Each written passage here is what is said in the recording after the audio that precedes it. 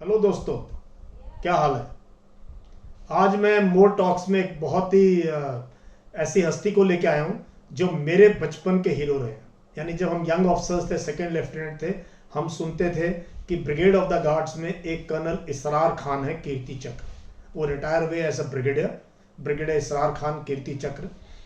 ये खुर्जा एक जगह है उत्तर प्रदेश में, वहाँ पैदा हुए हैं 1942 में। तो इनको अभी भी 1947 की कुछ यादें हैं। इनके फादर जो है उस जमाने में ही was the only Indian to be selected to do a PhD degree in USA agriculture में। तो इनके परिवार का एग्रीकल्चर से बहुत संबंध रहा है और इंडिया का जो ग्रीन रेवोल्यूशन आया उसमें इनके फादर का बहुत योगदान था। लेकिन परिवार की लीग से हटके ये ज्वाइन किया इन्होंने फौज। ये फौज में आगे ऐसे डायरेक्ट एंट्री ऑफिसर ग्रेजुएशन के बाद। ग्रेजुएशन उन्होंने की एएमयू से, अलीगढ़ मुस्लिम यूनिवर्सिटी से। बहुत ओनार अफसर थे अपने बैच में। ही was in the top 3 when he got commission from the academy. Join किया brigade of the guards. 10 guards तब रेज हो रही थी, तो he was the first officer to be commission into this young unit in 1964। तो young lieutenant Israr Khan YO में instructor रहे, infantry school में इंस्ट्रक्टर रहे, one of the brightest young dynamic officers, volunteer to B part of his unit in 71 war. ये infantry school में थे, इन्होंने चिट्ठी लिखी कि मुझे नहीं रहना है, मुझे अपनी यूनिट के साथ जो है 71 की जंग लड़नी है। उसके बाद खैर लाइफ इनकी बहुत अच्छी रही, बट ही गॉट कीर्ति चक्रा क्योंकि इनकी यूनिट को 1984 में स्पेशली सेलेक्ट किया गया। ये यूनिट थी जलंधर में, अमृतसर में नहीं थी। इनको मूव किया गया Amritsar to take part in operation blue star. देखो, ये इंडिया का एक डार्क चैप्टर है और इसको अब आज 38 साल होने को है। लेकिन जानना जरूरी है कि उस टाइम पंजाब के क्या हालात थे। एंड फौज में हमें जो भी टास्क मिलता है हमने अपना टास्क पूरा करना है, ठीक है। यही फौजी को सिखाया जाता है, इसी चीज की हम कसम खाते हैं अपने तिरंगे के ऊपर कि जो भी हमें टास्क दिया जाएगा हम उसको अपनी आन बान और शान को लगा के उसको पूरा करेंगे। तो ही वॉज सीओ 10 गार्ड्स, और 10 गार्ड्स के सीओ 10 गार्ड्स एक मिक्स्ड यूनिट है। इसमें 30% सिख ट्रूप्स थे और एक सिख ऑफिसर ने भी इस ऑपरेशन ब्लू स्टार में गोली खाई है, जिनको अशोक चक्र से देश ने सम्मानित किया गया, जसबीर सिंह रायना को। बहुत ही डिफिकल्ट ऑपरेशन था क्योंकि गोल्डन टेम्पल के अंदर उस जमाने में, उस टाइम के अंदर इतना असला था जो पाकिस्तान से आया था, और पहले 1 घंटे में इनकी यूनिट के 20 जवान जो है किल्ड इन एक्शन हो चुके थे और 70-80 जवानों को गोलियां लग चुकी थी। बहुत ही ऐसी हालात के अंदर इन्होंने जो है उस रात को गोल्डन टेम्पल को कैप्चर किया। जितने उग्रवादी थे, टेररिस्ट थे, उनको मारा और देश की इज्जत को, देश की अखंडता को बचाया। So friends, watch this amazing talk of a great military leader brigadier Israr Khan Kirti chakra, brigade of the guards. Enjoy it. Thank you.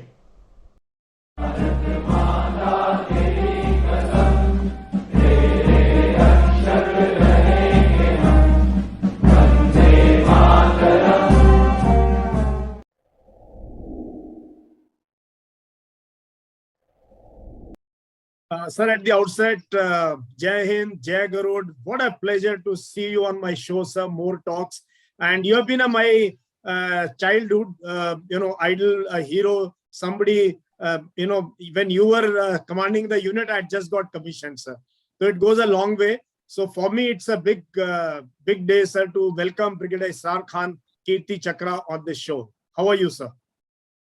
Fine, thank you, Yash. It's always lovely to speak to you, and more so when you are talking to a colleague from Brigade of the Guards. Yes, sir. Brigade of the Guards, the finest regiment of Indian Army, sir. All India, all class, and we have set examples in operations everywhere. जब से regiment raise हुई है, I think Brigade of the Guards has acquitted itself exceedingly well everywhere. When we are talking of boxing these days, because of that girl who has brought glory to India. Yeah. Mikhat Zareen regiment, when Havaldar Hawa Singh in the heavyweight, and followed by many other boxers who went to Olympics, and they were from Brigade of the Guards. Mehtab Singh from my unit. हवा Singh from 3 guards, ये तो legendary boxers रहे हैं sir brigade of the guards की। तो boxing, basketball, athletics, कुश्ती, उसके बाद हैंडबॉल। यस, ये हमारे ये हमारी परंपरा है। हमारी परंपरा है कि ऑपरेशन में भी अच्छा करना है। सबसे सुंदर सिपाही हमारे पास होते हैं, सबसे अच्छे अफसर हमारे पास होते हैं, और सबसे अच्छी परफॉर्म। अभी 21 RR sir, the best RR battalion of this nation, sir. Best counter-insurgency force is 21 RR Guards. I know. Any task given to a Guards battalion, I think the formation commanders can take it for granted. Yes, absolutely. और वहीं से आएगा sir जो आपने operational task किया था। I will discuss about that little later. But sir सबसे पहले I want to know about your childhood, sir. आप खुर्जा यूपी के रहने वाले हो, वहां से आपने एक हार्डकोर बटलर स्कूल से स्कूलिंग करी, फिर AMU से BSc करी। Can you bring me up to your commissioning sir, about your parents, and आप फौज में कैसे आए ये बताओ सर। ये yes, it's a very interesting stories. I won't put it because I come from a zamindar family, so actually it was not rags. We had plenty of money, but my childhood that I spent, जिस तरह मैं बढ़ा शुरू में, it is a story of rags to riches. I'll tell you how. You know, my father from Khurja, he studied in agriculture science called agronomy. It's a soil science. Yes. Now, he did his MSc in Kanpur Agriculture College, which was the best college for agriculture in India. The other renowned agriculture college was in Lalpur, which is across the border. Yes. Then he went to, in 1944, he got admission to do PhD in Wisconsin in America. I'm talking of 1944, before partition. Before partition. So I was a small child who had just to enter the school at that time. तो ये एक problem बन गई कि मुझे किसके पास वो America जाएं PhD करने के लिए। Wisconsin university, medicine Wisconsin is a very renowned university in America. So he went and he left me with my grandfather, a great zamindar from Khurja. So as a child, छोटा जब मैं बच्चा था, 5 साल 6 साल को, बिकॉज मेरी पैदाइश है 1942 की, तो मैं खुर्जे में था अपने दादा के पास। He brought me up in the best manner. We had a big haveli and lots of paraphernalia to look after me. But there were hardly any schools in the vicinity of our house. तो मेरे दादा ने मुझे मोहल्ले का एक school था, मोहल्ला कोट, एक स्कूल था, उसका नाम था मुस्लिम स्कूल। अच्छा। उसमें दाखिल करा दिया क्लास 1 में। मैं आपको बताऊं वो स्कूल कैसा था। उसमें जो टाट होता है ना, ये वैसा स्कूल मैंने भी देखा है, टाट पे बैठते थे बच्चे से। मैं टाट पे बैठा, एक हाथ में तख्ती जिसके ऊपर मुल्तानी मली जाती थी, उसको रोज तैयार किया जाता था, और दूसरे हाथ में स्लेट जिसमें पेंसिल से कुछ लिखना। That was all the stationery that I carried to that school. अच्छा, कोई डेस्क नहीं थी बैठने के लिए, आप टाट के ऊपर बैठिए, उसमें कई होल्स भी थे टाट में। तो ये इस गुर्बत में मैंने तालीम हासिल की। अपनी इनिशियल स्कूलिंग जो प्रारंभ हुई वो इस माहौल से हुई। इतने में पार्टीशन हो गया 1947 में। My father was still in America. He was obviously worried. He was married and I was a small child, and Americans published horrifying pictures in their newspapers in 1947. Yes. Of that massacre which took place during partition. So he got worried, but his professors drove. He was an American who was very happy with his work during PhD. He told him, don't worry, everything will be safe. Your family is with your father, and he's a well-to-do person in that town. Nothing will happen. So you continue with your study. तो मेरे father जो हैं वो वहीं रहे, उन्होंने ये नहीं देखा।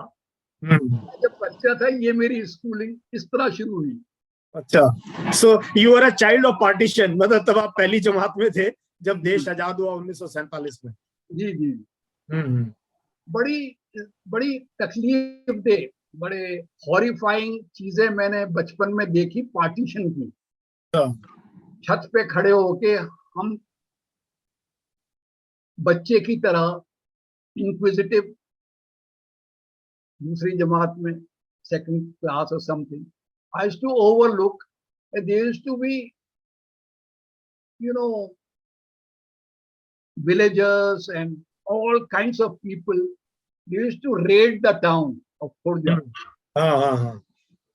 And since I was living in a mohalla which was predominantly Muslims, therefore it became a problem, and it was quite horrifying to tell you the truth. I couldn't imagine that mankind can be, one human being can attack another human being for no rhyme or reason. For rhyme or reason, my God. तो ये मैंने अपने आंखों से, ये बचपन में जब आप कोई चीज देखते हैं ना तो वो आपके दिमाग में बैठ जाती है। सर वो पूरी जहन में रहती है, आप कभी सारी उम्र भूल नहीं सकते उस चीज को। तो ये these are the painful stories of that time. Yes, sir. तो उसके बाद सर वो आपकी फादर कब आए वापस आपके? वो आए 48 में, after completing his PhD from Wisconsin University, and he was employed in Indian Agriculture Research Institute, which is popularly known as Pusa Institute. Pusa, yeah, Delhi में. Delhi में. He was a scientist, so he was appointed there in the Department of Agronomy. So he shifted, my mother, me, and the family shifted to Pusa Institute in Delhi. और फिर वहां से उन्होंने ढूंढा school किसमें, अब हमारा बैकग्राउंड तो वो था टाट के ऊपर बैठ के तख्ती पे लिखना, आता जाता में कुछ था नहीं। My mother didn't pay much attention कि क्या पढ़ रहा हूँ, कभी बहुत छोटा है, अभी सीख जाएगा। तो मैं यहाँ पे आया तो स्कूल में admission in English speaking schools, जिसमें medium of instruction was English, they were quite hesitant and chary to take me in class 3rd or 4th or something. Because the background I came from Muslim school, Mohalla Court, Khurja, to a school in New Delhi was a big change. Big change, no doubt. और father scientist, father PhD, कहेंगे यार ये कहाँ से ले आया ये पकड़ के इसको? Father US returned scientist है और लड़का. That's what I'm saying. So where I have reached today, I can't believe it because my early childhood, I have described it to you. Wonderful, sir. Wonderful. अच्छा फिर? तो मैं फिर दिल्ली में फिर फादर हमें लेके गए। उस वक्त Harcourt Butler school was very famous. It produced all the test cricketers like Yogendra Sabharwal, Balaji Rao. They are cricketers of the past. And we had an excellent basketball and cricket team in Harcourt Butler School. There are many, half of the class used to go to NDA. Oh, really? And the other half, some went to IAS, or later on became, that was the kind of a school. And there was a principal called S. Lal, P-Dip, London. वो लिखते थे अपने board पे, teachers diploma London, वो principal थे हमारे S लाल। मैं अब भी उसका एलमनस में जब जाता हूँ तो हार्कोट बटलर मुझे बहुत सराहते हैं और they are very very proud of me. Actually, sir, you're an icon, you're a hero, sir. आप तो आपने स्कूल का नाम तो रोशन किया ही। हार्कोट बटलर से अपने स्कूलिंग पूरी करी My father being a scientist, he had booked my seat in Wisconsin. Oh. He had told his professor, my son will come to the same university. So he put me in science. मैं बड़ा नालायक था. मैं science में कोई रुचि नहीं थी मुझे. और मैं कोई अच्छे नंबर नहीं लेता था. मगर उन्होंने कहा कि नहीं, either you will go to Wisconsin or to do science or engineering. Okay. तो मुझे AMU में दाखिल कराया to do BSc with maths, physics, chemistry. अच्छा. Which was the toughest combination. I know. उस जमाने में सर, उस जमाने में पहली बात तो ग्रेजुएट कितने होते थे, but you had an illustrious father, sir. PhD उस जमाने में होना कमाल है. He was the only Indian in the length and breadth of America on the soil of America in 1944. Wow. The only other person in any university in USA at that time was Dr. Randhawa. Okay. He is the one who founded that Rose Garden in Chandigarh. Okay. Yes. Acha. So those were the days. Later on, it was followed by Dr. Swaminathan, who's again a name in agriculture science. Yes, sir. Who brought the Green Revolution. Green Revolution, absolutely. तो खैर वो फिर AMU से करके फिर हम पढ़ाई में तो what my father planned for me to go to states. Any other child should have fallen for it कि भाई states में जाऊं पढ़ने के लिए. बाप उसके पास resources है भेजने के, or admission was guaranteed because of his own background in that university. But I was quite averse to this idea. So I told my father that all my battalions, my classmates in school have gone to NDA. Can't I join the army? What rubbish. You are son of a scientist. सही बात है sir. बाप इतना बड़ा illustrious scientist हो, America से पढ़ गया और बेटा गए फौज में जाना. He retired as the director of Pusa Institute when he retired from there. Great, I was brought up in Pusa Institute. Great, sir, great. अच्छा. तो ये सब हुआ तो उसके बाद मैं फौज में चला गया. अच्छा, आप you went as a direct entry. Which year did you? Direct entry, yes. Which year did you join? That entrance का पेपर जो 2 पेपर या क्या थे, मैथ्स का था, शायद इंग्लिश का था, जनरल नॉलेज का था. हाँ वही है सर. हाँ तो वो उसमें निकल गया. फिर इंटरव्यू हुआ इलाहाबाद में, सर्विसेज सिलेक्शन इलाहाबाद. हाँ. उसमें कोई 100 कैंडिडेट्स थे, जिसमें से उन्होंने 3 लिए या 2-3 लिए. उसमें मैं भी आ गया. फिर मेडिकल हुआ, फिर उसमें भी मेरा नाम आ गया. And there was no looking back. So then I was commissioned into the guards.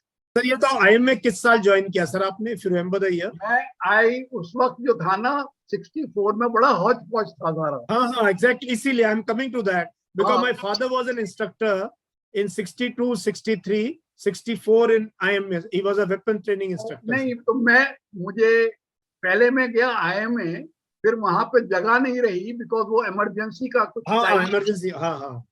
तो फिर I was transferred to OTS Madras. Okay. हाँ. I passed out actually few months in Dehradun. Then transferred to OTS Madras because I think OTS Madras came up then only. Then just came up. Yes. So I passed out from there, and my company commander in that OTS Madras was a cavalry officer. अच्छा. From 16 Cav. He had commanded 16 cavalry. Colonel Mahinder Singh. Acha. And the adjutant of that at that time was Som Jingan, Gadwal ke hain. General Som Jingan retired. Okay. So Mahinder said that you come to Armored Corps. There's nothing doing. I don't know. I heard about Brigade of the Guards and red and gold all over. And as a young cadet, and I passed out very high in the order of merit. They were good about 300 or so, cadets. And I was, I think, third or fourth Oh, in the order of merit. so they gave you your choice. आपने बोला, I you could said get brigade. whatever I wanted. हाँ. तो मुझे guards मिल गई. But in the meantime, my father was not sure that whether I chose the right profession. When I got selected before going to the academy, he took me to Ministry of Defense, Army Headquarters South Block, हाँ. and he knew personally a gentleman called H.C. Sareen, Harish Sareen, ICS. Okay. Harish Sareen was the Defense Secretary. अच्छा, हाँ. Yes. ICS, Indian Civil Service. Services, yes. And my youngest uncle, younger to my father, also went into ICS. अच्छा. So he knew Harish Sareen, they were colleagues. That time ICS was trained in London. You know, this school, administrative school came later. Okay. Anyway, so he took me to Harish Sareen, Defense Secretary. As a child, I didn't know who is who. So I just followed him. जिसे कहते हैं ना उनका shirt पकड़ के मैं भी पीछे मिले मुझे. तो उन्होंने बोला खान साहब कैसे आए. तो उन्होंने कहा ये लड़का मैंने इसकी सीट बुक करा दी है विस्कॉन्सिन में. And he's insisting he's been selected for the army and this is the background. कहता well done. खान साहब you will not regret it. Okay. माँ कहती है भाई एक ही लड़का है ये. I had two brothers. One died. He was sales manager Tisco, Tata Steel Company. Okay. But unfortunately, he got cancer. And at the age of 40, when he was director sales with Tisco, he unfortunately died. So I was the only one. So he said the mother is the only son and he can do so much. Harish Sareen said, you will not regret it. It's a profession, like you are a scientist. They are both recognized professions, and let him go if he wishes to go. Oh, very nice. So that changed my father's mind, and we came back home and he said, okay, Harish Sareen has said so you go. So this is very interesting, sir. Very interesting. So father ne finally, did he come for a passing out parade? मतलब उनका कैसा reaction? No, he was he was involved in that Green Revolution. Lal Bahadur Shastri was the Prime Minister. He used to have lots of regards for my father because my father was researching in all the adjoining villages of Delhi. Delhi had a big agriculture setup all around Delhi. ये सारे गांव खेती वाले थे sir. ये तो 70s 80s में expansion खेती होती थी. उनमें जो उस वक्त जो किसान थे वो बाद में राजनीति में आ गए. आपने सुना होगा चौधरी भरत सिंह थे. वो यहाँ के मेंबर पार्लियामेंट होते थे. वो हमारे फादर के पैर छूते थे. जितने भी यहाँ पे किसान थे दिल्ली के गांवों के, my father had worked with such zeal and enthusiasm that he took the Prime Minister, Lal Bahadur Shastri, to see those villages, and he was mighty happy. So my father was keeping a very busy schedule, and he couldn't attend my passing out parade. और तब शायद इतना ये culture भी नहीं था शायद passing out parade वगैरह में पेरेंट्स का. He had no idea about the army whatsoever. So he, you know, if it is a service family, you are more akin to all this. He was a professor and a scientist. So his colleagues were Dr. Swaminathan, the famous scientist, and all the other who brought in. So he was a contributor to that Green Revolution in India. Great. My father. तो आपकी तो sir ये family में आपने contribute किया फौज में, उन्होंने कंट्रीब्यूट किया as a scientist, and this amazing. I'm grateful for all this. It is none of our achievements. I think I'm grateful to God.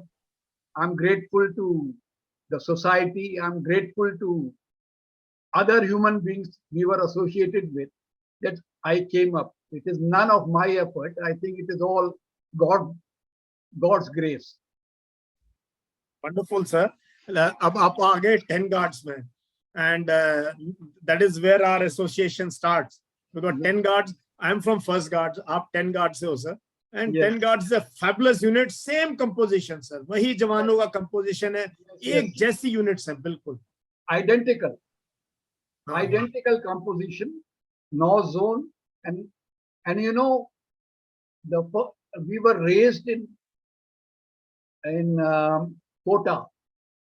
तो मेरी जो फैमिली है सर, मेरे फादर के मामा जिन्होंने इनको किया, so we are 3 generations all second guards. तो ये कोटा कब बना, दिल्ली कब बना, कब रेजिमेंट एस्टैब्लिश हुआ, मतलब no inside out sir about about the regiment, you know. तो 3-4 पीढ़ियों से brigade of the guards, second guards ही चल रही है हमारी फैमिली में. We had a very tough first CO who raised us. A gentleman called Lieutenant Colonel K.S. Mani, Kandaswamy Mani. Yes, K.S. Mani sir. बाद में he was center commandant also. Yes, a very tough guy. And from day one, he said to all of us, somebody said, you know, यहाँ पर PT शू फट जाते हैं बहुत जल्दी, हमें इतना दौड़ाते थे वो. तो कहता है अच्छा फट जाते हैं, तो कल से पीटी एम्युनिशन बूट्स में होगी.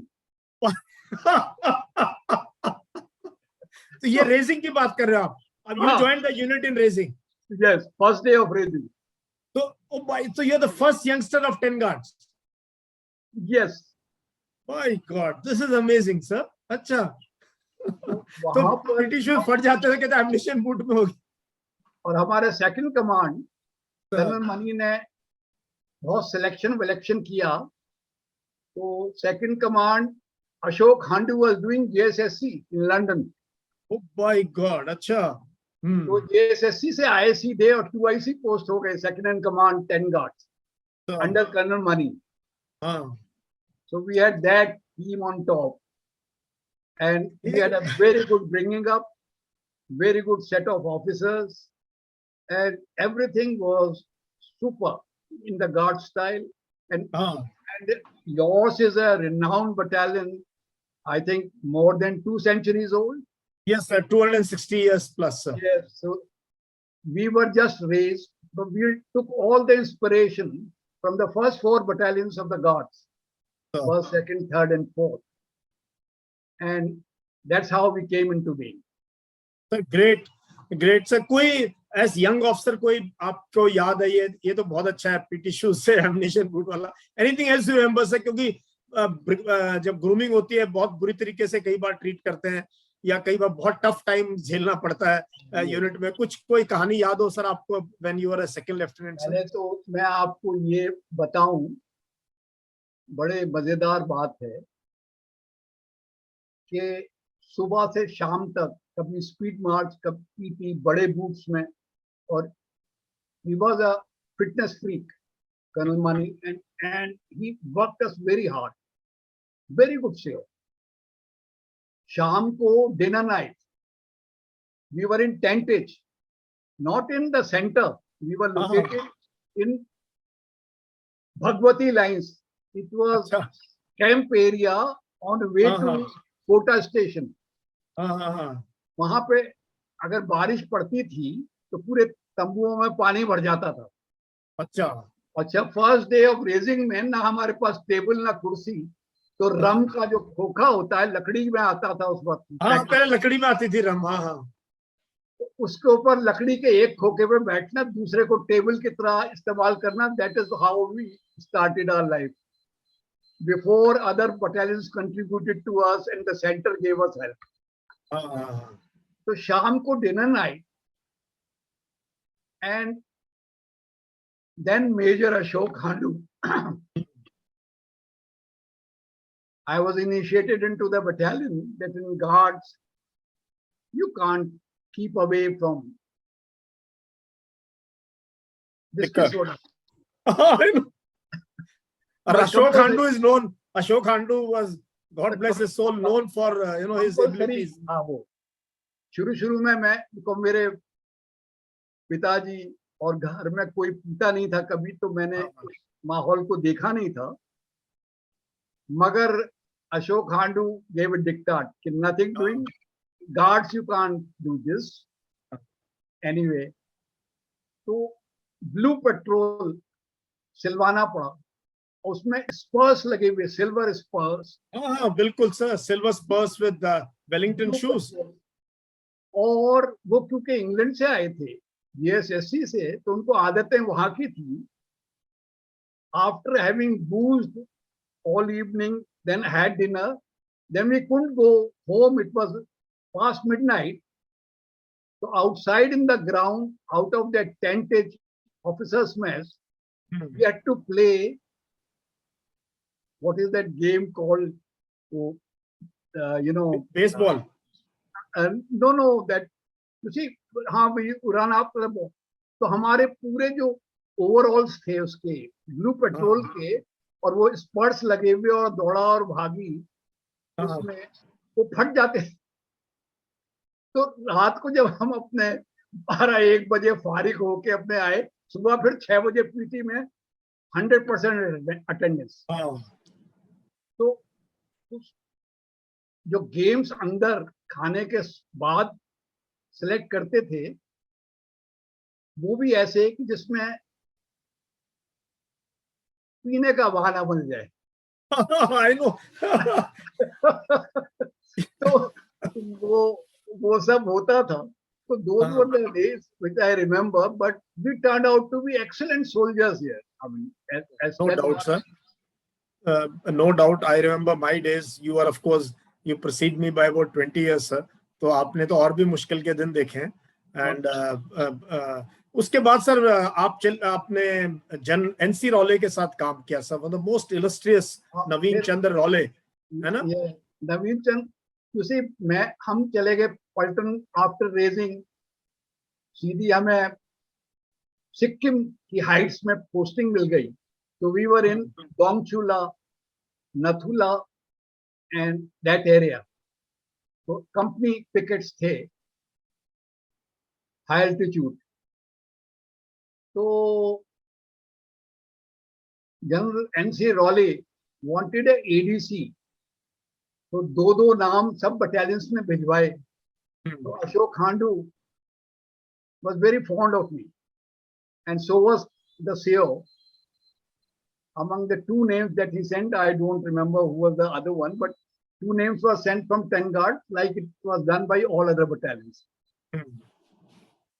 इतनी देर में मेरा कोर्स आ गया, वो मऊ में वेपन्स कोर्स। हाँ, तो मैं वो करने चला गया।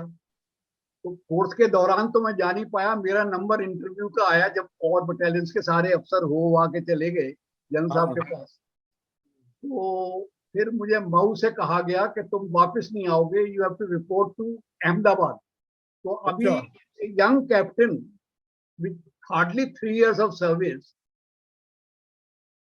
यश, I was in a quandary कि मेरे पास उस वक्त वो अपनी राइफल बड़ी वाली ले जानी पड़ी। मैं यही पूछ रहा था। पहले सर हमारे टाइम तक वाईओ कोर्स में यूनिट से राइफल लेके जाते थे बक्से में डाल के।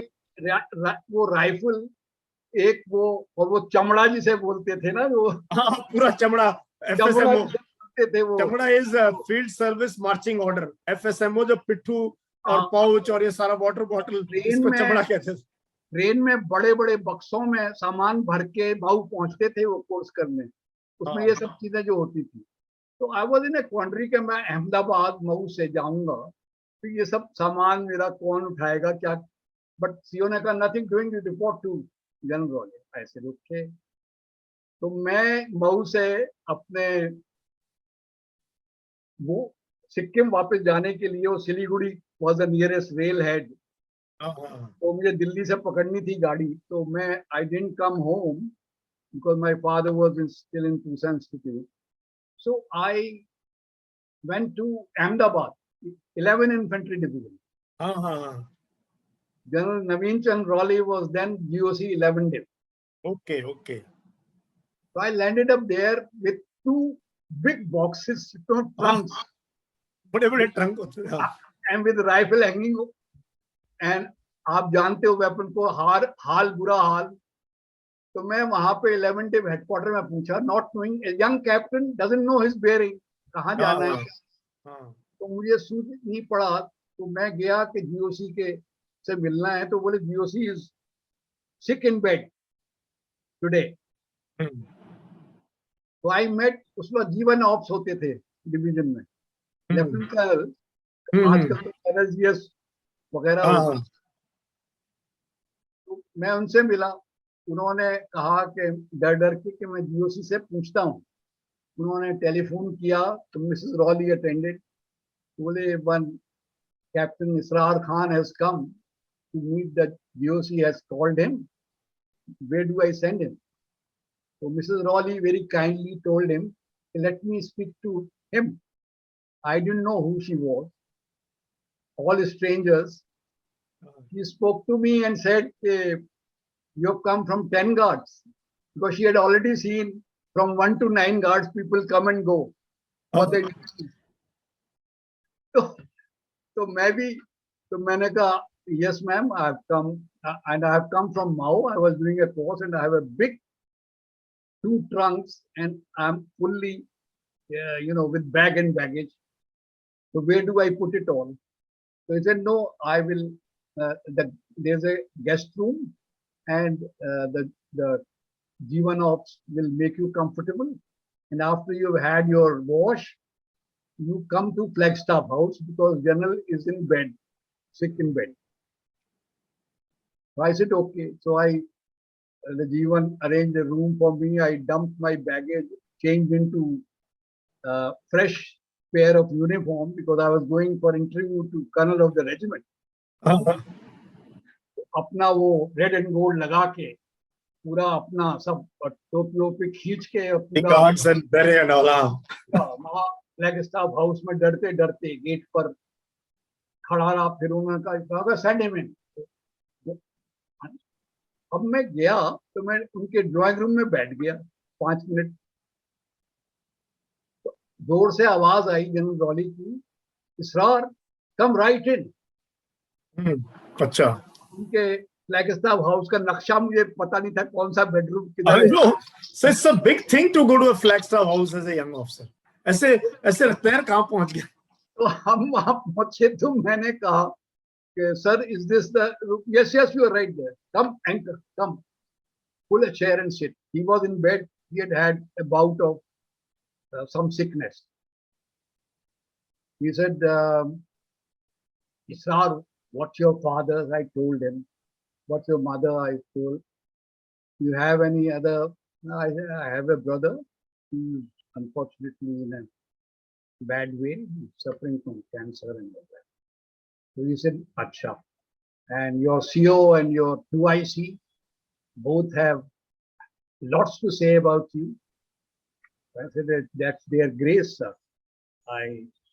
I'm just a young officer. I've just seen 3 years of service in the guards. He said, do you smoke? I said, yes, sir. That time I used to, as a youngster, you pick up bad habits. So, I said, do you drink? I said, yes, sir. Okay.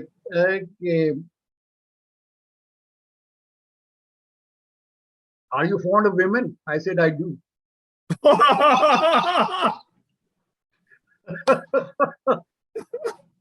Why not? Because so the ADC, he checked all your vices. The previous DOC, the ADC before me, a chap called DK Madan. DK Madan, first guard, sir. First guard. And he indulged in all this, so something was in his mind. But I also said yes to all his 3 questions. Yeah, you said check all. Okay. So I packed up my bags. He gave me a transport. I got into another train, came to Delhi, took a train back to the battalion, to Siliguri, and then that long drive to Nathula. I was back in the high altitude environment and facing the Chinks. that time, since 62 had happened just 3 years before, Yes, yes. there was comparative peace on the border. But we used to stare at each other, Chinks and us. And एक बात बताऊं यश, अब मुझे ख्याल आता है और मैं बताता भी हूँ, नसरीन को भी कहता हूँ कि हमें हमेशा से, चाइना हो या पाकिस्तान हो, हम हमेशा चढ़ के बोलते हैं, हमें पंगा लेने की आदत है। हमारी फितरत ऐसी है। So when my picket was opposite the Chinks, they never used to occupy the defensive like we did. Yeah, they don't occupy defenses. Chinese don't occupy defenses like we do. 10-10 foot बर्फ पड़ी, हम उसमें अपने Arctic tent जिसके नीचे से भी बर्फ आ जाती थी, नीचे से भी पानी आ जाता था, और एक वो चल रही है, बुखारी चल रही है रात दिन, वो अपना के ऑयल खर्चा हो रहा है, एक जैरिकेन खत्म हो रहा, दूसरा लग गया, तब तो सर्वाइवल था वहां। वो लोग डिफेंस बना के उसको सिर्फ पेट्रोल करते थे। मुझे पेट्रोल के लिए भेज दिया भाई यंग ब्लूमिंग ऑफिसर, तो वो माइन फील्ड सारे में बिछी हुई थी, ये नहीं पता लगा कि कौन सी माइन कहाँ है। वो एक बार्ब्ड वायर का एक रास्ता पतला सा था जिसमें से निकलना था, कहीं पैर इधर पड़ जाए तो हम उड़ जाएं। मगर मैं आपको वो बात कह रहा हूँ कि पंगा लेने की आदत, ये जरूर मुझे देखना है कि उस डिफेंस में, उस ट्रेंचेस में, उन बंकर्स में हो क्या रहा है। चाइनीज डिफेंसेस में। I went into those, peeped into there, वो खाली पड़े थे because that was not the time Chinks had come, petrol। तो ये सब आम हालात में हमें, अब मैं सोचता हूँ नहीं करना चाहिए था, जबकि नहीं करना चाहिए। Watershed was the boundary.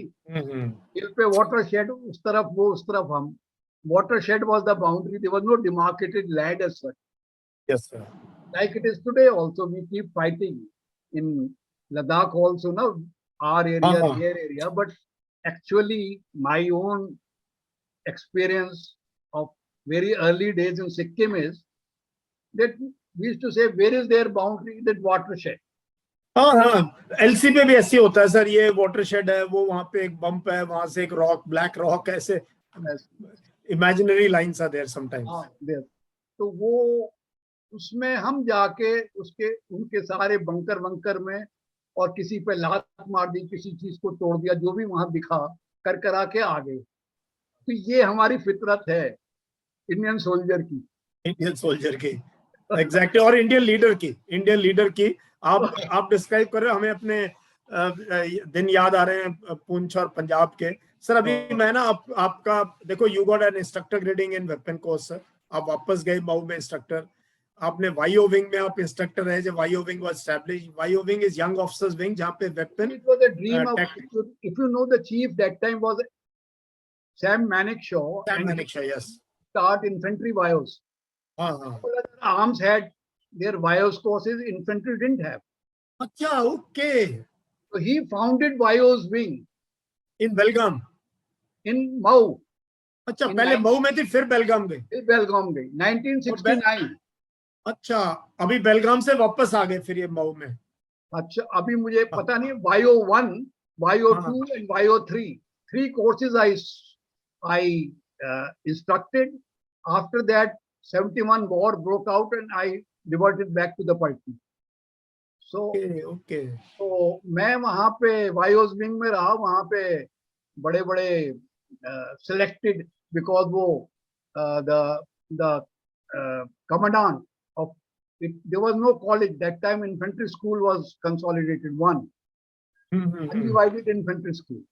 Yeah। Commandant had to take yes from Sam Manekshaw, which instructors, first batch of instructors to YO, and I was lucky that I also got selected and went as instructor of YOs, and my other colleagues as instructors, Yash, most of them landed up as army commanders here।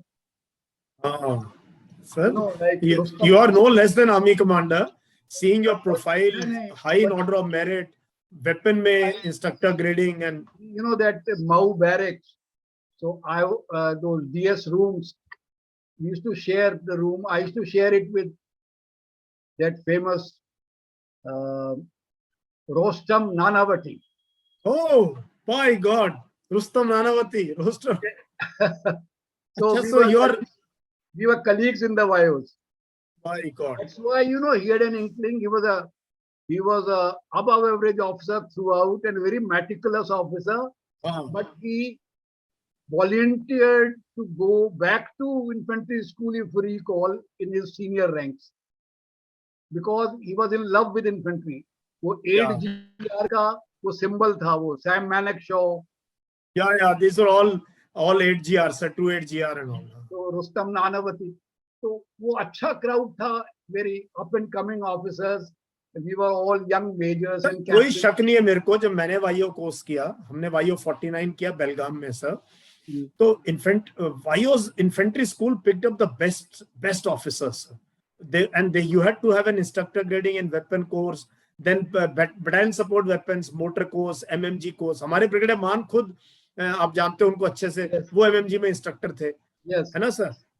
मैंने खुद motor course में instructor grading लिया, तो बहुत तमन्ना थी कि हम भी इन्फेंट्री स्कूल में कभी जाएं, but never happened in my case. But I can imagine you were the top, you know, the best young officers of Indian Army. उसमें अनडिवाइडेड इन्फेंट्री स्कूल में RCL कोर्स होता था, उसमें जब भी RCL कोर्स में उसमें भी मुझे AXI मिला वो उसमें. तो I was again they wanted me in. I said यार my whole life I don't want to spend as instructor, तो मुझे leave me alone. So anyway, what interesting fact I will introduce to you. In Bio 2, Bio 1 was the first course in 69. Bio 2 was in 1970.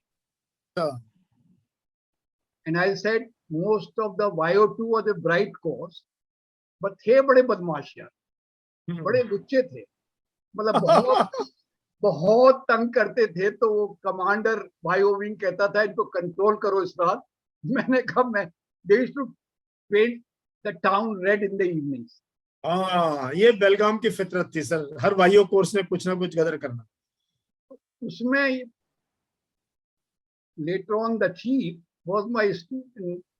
VK Singh was my student in the YO. Okay. Jal VK Singh, to Rajput. He was also the best YO of his course, YO 2. Okay. So when I met him, when he was a chief, if you recall, we had a guards get together. Yes, we had yes sir. He also came when he was a chief. He saw me and he left everybody and came to me, because मुझे ये याद है कि ये बड़ा बदमाश course था और मैं पहले से ही कमांडर ने कर रखा है इनको कंट्रोल करना. जब फायरिंग में जाते थे, वेपन्स का जो कैप्सूल होता है उसमें, तो ये कभी राइफल इधर कर देते, कभी उधर कर देते. अभी I mean that can lead to an accident, लापरवाही. मुझे याद है वीके सिंह की मैंने कई बार रेंज के ऊपर मैंने कहा अपना हथियार भूमिताल और अपना फ्रंट रोल शुरू कीजिए. VK couldn't get over. He met me as the chief and he tells my wife, oh, he's such a hard task master, your husband, but he also used to join us in all that we did in the evenings. Okay. Great, sir. What memories, by God. Then Bio 3 came, then that was 71. Then I volunteered to General Raleigh. You see, the infantry school decided that we'll have a nucleus of instructors as a nucleus, because training must continue even during war. So मेरा नाम उसमें डाल दिया कि ये Stalwart will be the part of the nucleus in Mao. So I wrote to General Raleigh, who was at that time GOC 11 Corps in Jalandhar. Yes. तो मैंने उनको लिखा कि मैं यहाँ पे मैं उनका ADC रह चुका था. I want to get back to my battalion. I must be there during war. During the war, हाँ. जुलाई में मैं पलटन के साथ रहूंगा. I don't want to be here. And they are not leaving me. उन्होंने पता है क्या है, वो अभी भी मेरे पास लिखा हुआ है. आप इस बात मिलेंगे तो मैं आपको दिखाऊंगा. वो जो होता है ना फोर्सेस लेटर मुफ्त का, फोर्सेस लेटर होता था जो मुफ्त में मिलता है ना, लाल रंग का. हाँ. तो मोबिलाइजेशन शुरू हो गया था. तो फोर्सेस लेटर पे he scribbled in his own pen, Israr, I am so proud of you. I have spoken to the MS. You will get back to your battalion in next 24 hours. Oh, very good. And do well, and I wish you all the luck. He scribbled on that forces letter, which I am still having. Great, sir, great. So I volunteered. So my posting came, as he said, within 24 hours. मैंने अपना बिस्तर बोरिया बांधा और सीधा इतने में वो पलटन जो है वो मूव कर गई थी to Nabipur in Punjab. In Punjab, this is in Pakistan, Punjab, Nabipur. So we were heading towards the Ravi to cross it when the bugle is blown. तो मैं पहुंचा तो वहां पे सीओ ने मुझे वेलकम किया, कहते well done Israr, you have come. Now you will run the show. I have got so and so as rifle company commanders. उस वक्त हमारा मैकेनाइज नहीं था, we were पैदल इन्फेंट्री. I know, मैकेनाइज तो बहुत साल बाद हुए हैं सर, आपके छोड़ने के बहुत साल बाद हुए हैं, तो है ना? हाँ, तो हम मुझे एडजुटेंट बनाया, बोला you will be the controller of all the war and all the ops and you will run the show. I said, right, sir. And I had spent only 24 hours in that initial camp. We were ordered to move. We crossed Ravi at the dead of the night. There was water up to the chest level. We were hanging on to a rope which was tied to the other, and in our boots and uniform, all water filled in. At dead of the night, in total darkness, we crossed over to Pakistan. So you've been to Pakistan in 71 war. That's great, sir. 25 kilometers in Chakargarh sector. Chakargarh sector is where a lot of fish are down, up to which we went. And we did well, except to say, now looking back, we had 71 discussion the other day. I said, now looking back, the prospect, I would say, we were very mind conscious. You know, they had left stray mines, and all the mines are scattered all over the place with no pattern. And we used to get held up for that fear of the mine for days together. All that I would like to comment is that we could have done even better if we had not got slowed down by these strains of minefields left by the Pakistanis, because there was nobody covering those minefields by fire. Exactly. And any obstacle which is not covered by fire is no obstacle. They had vacated and withdrawn to safer places in the depth. So that is what. Then we remained in Pakistan till that ceasefire took place. And we left those 20-odd kilometers behind, on which and came back. We fought and we came back.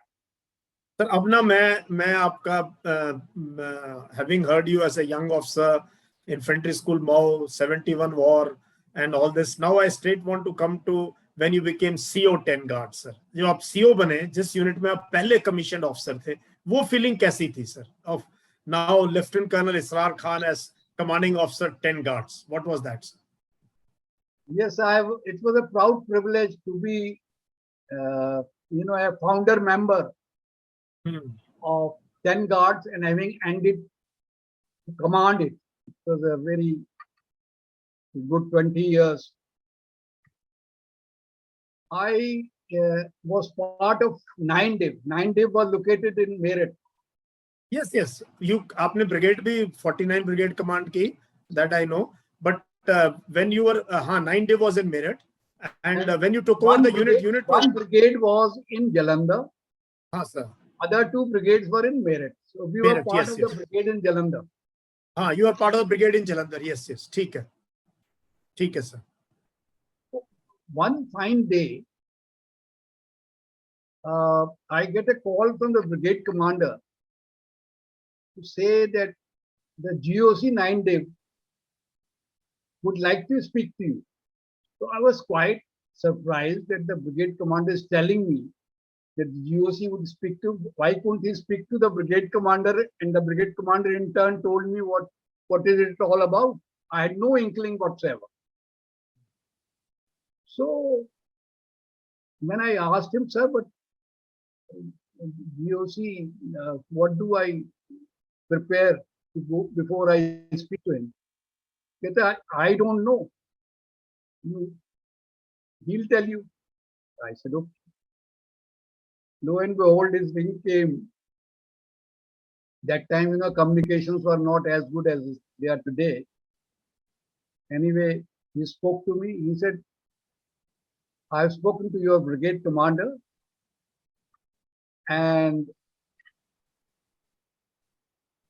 your brigade will move to Punjab. You in particular, as CO10 Guard, will take your battalion to Amritsar. The other two battalions will go to Taran and other places. I said, sir, what do I do? How much time are you giving me to mobilize? Although we had rehearsed our mobilization plans. But sir. Jalandhar to Amritsar is what? Amritsar to Jalandhar, 80 kilometers. No, but one had to be prepared for war because he told us to be prepared for war. Okay. ये बात 84 की बात है, sir. Now we are coming to 1984. Yes. 83 you became CO. आप कब CO बने, sir? 83. अच्छा. 83 June. Sir. And I completed my command in 85 December. Yes. So why I brought this 84? Because 83 we were training in Jalandhar with the battalion, preparing for our role against Pakistan when this 84 message came. So I mobilized, not knowing who to report, because the army commander, Western Army, and the chief did not share it with 15 Infantry Division, which was located in Amritsar. It has always been in Amritsar. Yeah, it's always been, sir. 15 Div is always in Amritsar. But the task was given to 9 Div. Now, who was the GOC 9 Div, sir? Bulbul Barar. Bulbul Barar, yes. I was coming to that. So he was GOC 9 Div. Okay. And who was the corps commander? Who was the corps commander? The corps commander was a signal officer. Yes. ठीक है. 11 को. Sir. And army commander was Sundarji. Army commander Sundarji, Western Army. Yes, Western Army. Okay. Sundarji had bags of confidence in Bulbul. Bulbul had bags of confidence in 10 guards. So he said, you will lead and you will go to Amritsar. Other battalions will go to Taran. So this is how I must tell मेरे audience को कि history कैसे बनती है.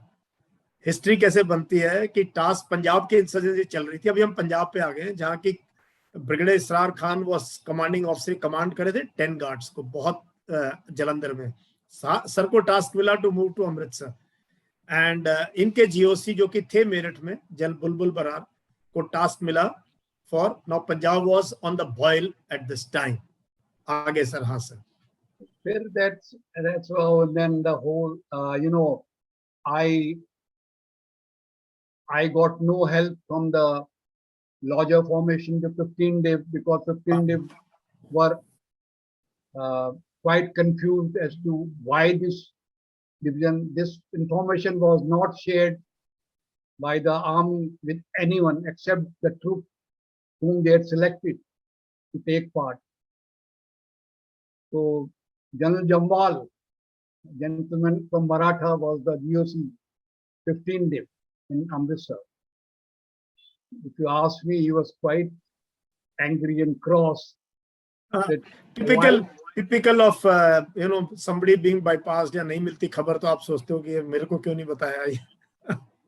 So, and they knew the geography of Amritsar, they knew the layout of the Golden Temple in Amritsar, 9 div sitting in Meerut and 1 brigade in Jalandhar. We had nothing to do with Amritsar. So, and I for one had not even as a tourist ever visited the Golden Temple. अच्छा, So आप I कभी was गए भी नहीं थे वहाँ. Okay. quite unaware of the geography inside. Sir अभी आप थे CO 10 गार्ड्स, आपकी पलटन थी जलंधर में जैसे आपने बताया, और आपको ऑर्डर मिला अमृतसर में मूव करने के लिए. अभी सिचुएशन पंजाब में काफी खराब थी, और खास तौर पे हमें पता ही है उस जमाने में कौन टेररिस्ट थे, क्या था. कर्फ्यू लगा हुआ था. Curfew 24 hour curfew was imposed. हाँ, 24 hour curfew was imposed in Amritsar. Situation was very, very tense, very bad. तब situation काफी खराब थी. I think a very senior police officer had been shot outside Golden Temple. On the stairs of the Golden Temple.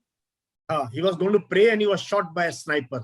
तो ये Yes. Clear हो गया था कि गोल्डन टेम्पल अभी जो है ये उग्रवादियों के हाथ में है, और काफी असला, काफी एम्युनिशन जो है गोल्डन टेम्पल के अंदर पहुंच चुका है.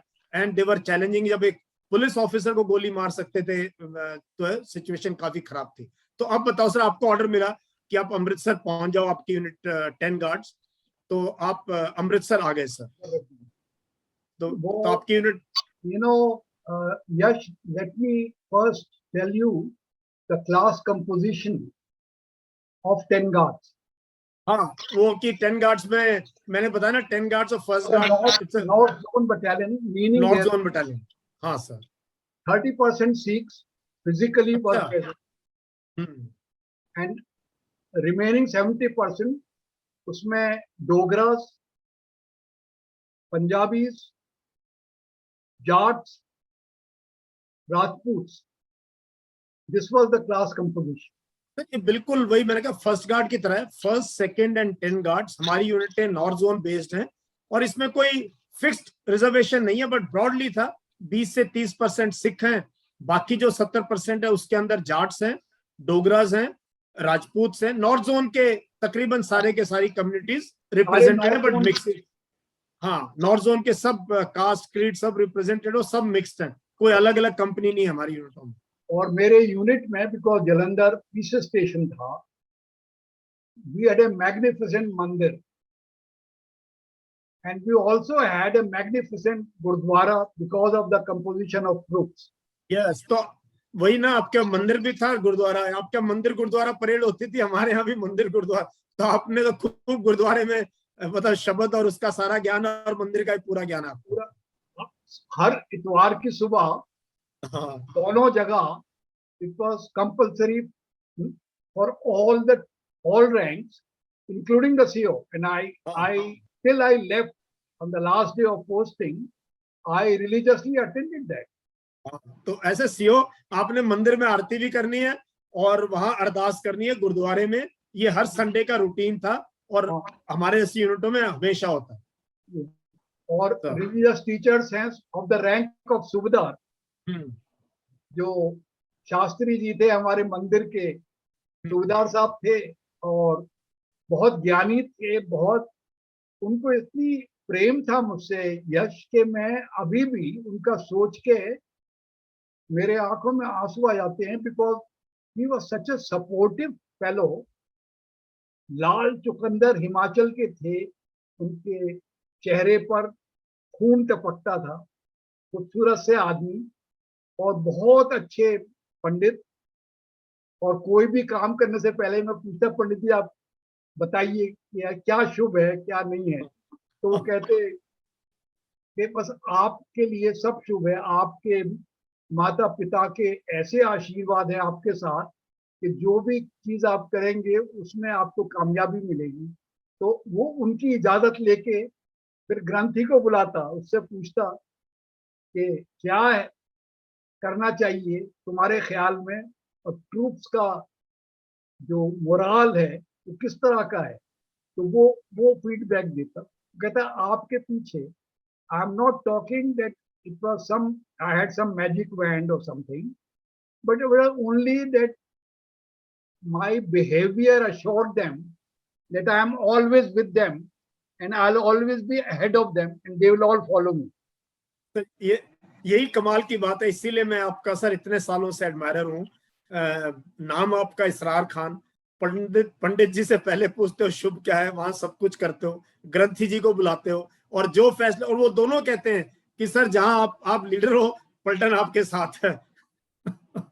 Great sir. तो ये दिस इज, इस चीज के जाने से पहले मुझे पूरा यकीन था कि आखिरी जवान तक सब जो भी टास्क दिया जाएगा उसको 100% मेहनत के साथ पूरा करने को तैयार है। It is a great assurance when you go into an operation और वॉर। सही बात है सर, ये ऑपरेशन तो लड़ाई से ज्यादा खतरनाक है। तो ये मैं थोड़ा जानना चाहता हूँ सर, अभी थोड़ा हिस्टोरिकल पर्सपेक्टिव में आ रहा हूँ, कि जब आपको ऑर्डर मिला अमृतसर जाने का, क्या ये क्लियर था कहीं पे कि आपको गोल्डन टेम्पल के अंदर जाना पड़ेगा इन उग्रवादियों को निकालने के लिए? नहीं, मैं जब मोबिलाइज किया तो मैंने जैसे बताया कोई हेल्प लोकल नहीं मिली कुछ। हाँ। तो हमने रैकी किया जल्दी जल्दी, और जो खेत हैं agriculture land on way to Attari border, और अमृतसर के बीच में जो सड़क जाती है उसके दोनों तरफ जो खेत हैं उसमें सेलेक्ट करके मैंने पलटन को बिठा दिया कंपनी वाइज और तंबू लगा दिए।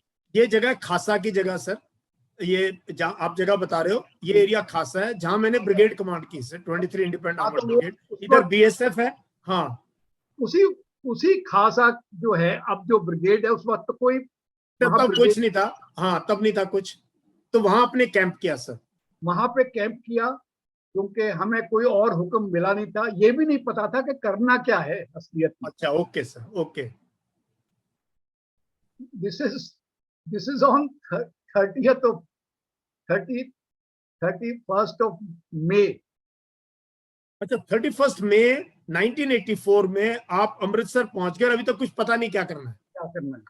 ओके सर, अभी आगे बताओ सर। हाँ, तो फिर मैं जब जब अपना, पहले तो एक दिन लग गया कैंप बिठाने में, सब अपना हथियार एमुनिशन की गिनती और सफाई और हथियारों की सफाई और तैयारी करने में, और धूलें उड़ रही थी, सख्त गर्मी थी, जून बहुत क्या। वही मैं कह रहा हूँ, मई की गर्मी में पंजाब में टेंटों में, वो भी खेतों में।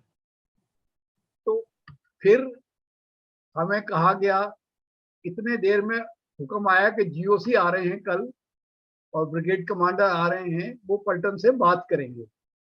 तो मैंने कहा यहाँ पे जंग इसमें करेंगे खेतों में या कहीं? तो बताया गया वो फोर्ट में आप पलटन को शिफ्ट कीजिए। तो क्या है वो फोर्ट जो है? Yes yes, fort sir. हाँ हाँ। तो मैं पलटन लेके फिर सब बांध बूंद के, because we were battle ready, तो हमें कोई टाइम नहीं लगा, तंबू गिरा के होल्ड करके गाड़ियों में डाल के फिर चल दिए उधर। तो वहां पहुंच गए, उस फोर्ट में जाके कोई बंदोबस्त नहीं था, मगर वी स्प्रेड आवरसेल्व्स। तो फिर ब्रिगेड कमांडर आए और जीओसी साथ में, major general Bulbul Brar and brigadier Rao, वो, और एक मुझसे पहले बात की, कोई ऑफिस नहीं था, कोई कुछ नहीं था, एक ऐसे कमरे में कुर्सियां डाल के बिठा दिया गया जीओसी। और that was the time when he told me that you will, आप लीड करेंगे, you will be the leading battalion, और नॉर्थ गेट से दर्शन देवड़ी जो है स्वर्ण मंदिर की नॉर्थन साइड, उससे आपकी एंट्री होगी, और ये आपका मोटे तौर पे रोल है। और ये जो कौन सी डेट को बताया सर आपको? 2 तो 2 जून। अच्छा, 2 जून को आपको अब टास्क मिल गया कि आप जो है नॉर्थ गेट से, दक्षिण द्रोड़ी से आप जो एंटर करेंगे, you will be the leading battalion, into the golden temple. हाँ, और आपके अच्छा। साथ मैं ग्रुप करूंगा जो आपके लीडिंग प्लेटून के साथ होंगे, पैरा कमांडोज और एसएफएफ। या एसएफएफ, हाँ अच्छा। तो SFF under one colonel Chaudhary hmm, and para commando 9 para commando under later he became a general, so they were tasked to be grouped with me, so I grouped them leading platoon. तो ये लोग मिल गए अभी 2 तारीख को या नहीं मिले अभी है आपको पैरा और तो अगले दिन, ये तो अभी आए नहीं है, ये तो आए हैं 4 तारीख को। अभी ये ओके, मतलब ये सिर्फ ब्रीफिंग हो रही है। अच्छा सर। तो और एक बिहार बटालियन थी ब्रिगेड में, वो कहते हैं कि वो outer cordon, outside outer cordon वो देखेंगे। 10 Bihar under one lieutenant colonel Randhawa and 10 Dogra again under a Sikh officer Bajwa.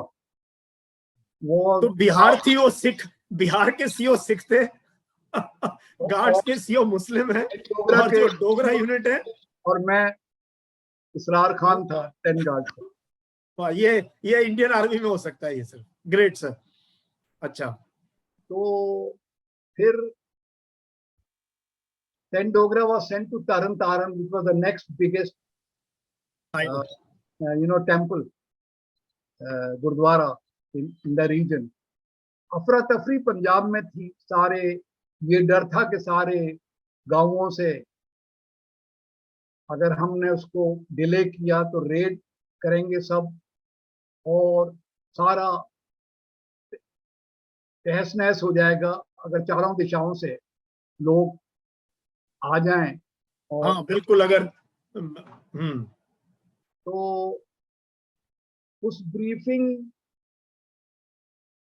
में जीओसी ने कहा मैं अपने ट्रूप से बात करना चाहता हूँ। तो मैंने जैसे आपको बताया था, मैं पहले ही पलटन पे चलने से पहले ही मैंने पूरा एक एक जवान और ग्रंथी और पंडित जी और सारे ऑफिसर्स, जेसीओज मैन सबसे बात करके चला था। तो मुझे तो कोई मेरे दिमाग में शक नहीं था। तो मैंने जीओसी को कहा ऐसे ही हंस के कि सर मैं, आप मुझे चाहते हैं वहाँ कुछ आपने कोई प्राइवेट डायरेक्ट बात करनी हो, मैं वहाँ रहूँ या ना रहूँ, what are you talking, you be present. मेरा ख्याल ये था कि let GOC, I don't know what he will ask the truth, and मेरे होते हुए वो मेरे उसमें आ जाएं तो he will not know the truth. Okay okay, you wanted कि अगर चाहते हो डायरेक्टली बात कर सकते हो। चलो, in my absence I'll sit out। कहता नहीं नहीं नहीं sir, what are you talking. तो मैंने कहा ठीक है, I'll also listen in what GOC ने कहा कि मैं कुलवंत सिंह बरार हूँ, फलाने गांव का हूँ पंजाब में, मेरे फादर भी फौज में थे, मेजर जनरल से रिटायर हुए थे as GOC Delhi area. Bulbul Sadar was, last posting was in the good old days as GOC Delhi area. Okay okay okay, major general. और मैं डिवाउट सिख हूँ। सिख हूँ, हाँ। और ये अलग बात है कि मैं पगड़ी नहीं बांधता और दाढ़ी नहीं रखता, मगर मैं सिख हूँ। आप लोग भी इतने मैं देख रहा हूँ उनमें से हैं, बाकी और जवान भी हैं। अगर किसी को भी कोई शक है या हेसिटेशन है या किसी किस्म का सवाल है तो बिना डर, खौफ, घबराहट के आप उससे पूछिए। और अगर कोई इस तरह की ऑपरेशन में नहीं शामिल होना चाहता है तो वो भी बता दीजिए, कुछ नहीं होगा आपका। आप